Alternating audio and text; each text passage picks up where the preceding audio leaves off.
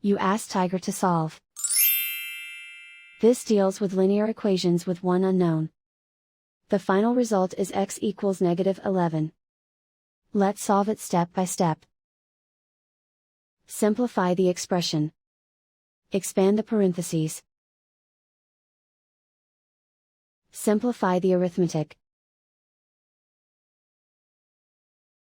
Group all constants on the right side of the equation.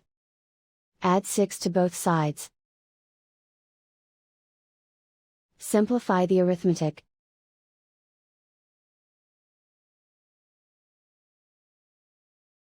Isolate the x. Divide both sides by 6. Simplify the fraction. Find the greatest common factor of the numerator and denominator.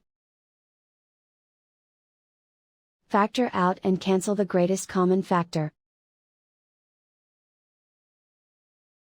And so the final result is x equals -11.